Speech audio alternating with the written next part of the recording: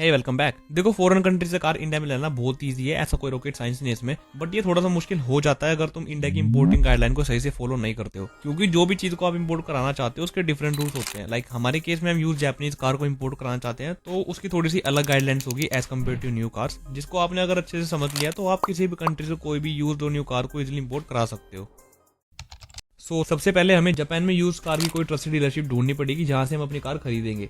वैसे जापान में काफी यार्ड्स है जहां पर use cars like BMW, Mercedes, Nissan GTR जैसी कार को ऑक्शन के लिए रखा जाता है। एंड काफी इंडियंस हैं जो इन यार्ड्स के ओनर या मेंबर होते हैं, तो शायद आपका काम और इजिली हो जाए। बाकी अगर आपकी नजरों में कोई बंदा है जिस पर वो कार ऑलरेडी है जो आप चाहते हो, तो आप सीधा उससे भी कॉन्टेक्ट करके बाय कर सकते हो। लेकिन यहाँ पर सभी चीजें आपको खुद ही मैनेज करनी पड़ेगी, लाइक कार की ओनरशिप अपने नाम पर ट्रांसफर कराना। बाकी दूसरी फॉर्मेलिटीज भी होती है जिसमें काफी टाइम लग सकता है, तो किसी डीलरशिप से लेना इसलिए थोड़ा ईजी हो जाता है, क्योंकि वहां पर आपको सिर्फ पेमेंट ही करनी होगी, बाकी काम अपना भी देख लेंगे। आसान है।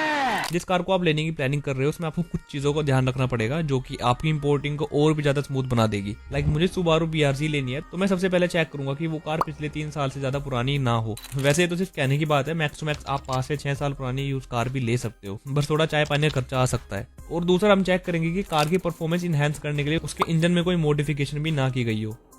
तीसरा हम देखेंगे कि उस कार में steering wheel right hand side की तरफ दिया गया हो एंड उसके जो हेडलैम्प्स है वो रोड की लेफ्ट साइड को इल्यूमिनेट करते हो। एंड ये कुछ कंट्रीज है जहां पर राइट हैंड ड्राइव कार चलती हैं, तो इनमें से किसी भी कंट्रीज से आप कोई भी कार इंपोर्ट करा सकते हो यही सेम प्रोसेस से। फिर आपको चेक करना है कि कार में मीटर डिस्टेंस को किलोमीटर में शो करता हो, ना कि माइल्स में। एंड उस कार में कोई रैपिंग या मॉडिफिकेशन भी ना हुई हो। एंड उस कार की सर्विस रिकॉर्ड के साथ साथ A to Z सभी पेपर्स अवेलेबल होने चाहिए। इंडिया में लाने के बाद उस गाड़ी की कम से कम अगले 5 साल तक की वैलिडिटी भी होनी चाहिए।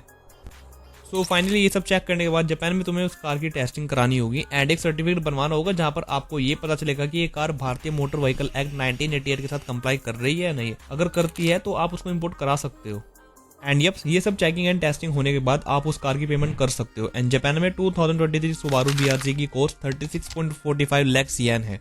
तो उस कार की पेमेंट के लिए जापान में तुम्हें एक बैंक अकाउंट चाहिए होगा, और अगर नहीं है तो आपका कोई फ्रेंड या रिलेटिव होगा तो उनकी हेल्प से काम हो जाएगा। एंड उस कार की पेमेंट कराने के बाद आपको कोई एजेंसी भी ढूंढनी पड़ेगी, या फिर आप जिस डीलरशिप से कार खरीदोगे उसको भी बोल सकते हो कार को जापान से इंडिया में एक्सपोर्ट कराने के लिए, जिसके लिए marine insurance and other formalities का अलग से 10 से 15 लाख येन्स का खर्चा आ सकता है। अब इंडिया में कार मंगाने के लिए आपके पास 2 रास्ते हैं, शिप या फिर कार्गो प्लेन के थ्रू। अगर आप अपनी कार को शिप के थ्रू मंगाते हो इंडिया में तो 25 से 30 दिन के अंदर कार इंडिया में आ जाएगी, जिसमें इतना खर्चा भी नहीं होता। बट अगर आप चाहते हो कि आपकी कार सिर्फ 10 से 12 दिन के अंदर आपके सामने आ जाए तो आप प्लेन के थ्रू मंगा सकते हो, जो कि काफी कॉस्टली प्रोसेस तो होता है लेकिन काम जल्दी हो जाएगा। बाकी इंडिया की 3 मेजर पोर्ट्स हैं, मुंबई, चेन्नई और कोलकाता। इन्हीं किसी एक पोर्ट पर आपकी कार डिलीवर होगी। एंड डिलीवर होने के बाद सबसे पहले आपको कस्टम ऑफिस पर डॉक्यूमेंट्स वेरीफाई कराने होंगे, लाइक जिस बैंक के थ्रू आपने कार की पेमेंट की थी उसका bank draft, then car insurance and seaway bill, और हाँ, इंपोर्ट लाइसेंस भी दिखाना पड़ेगा अगर आप सभी चीजें खुद ही मैनेज कर रहे हो।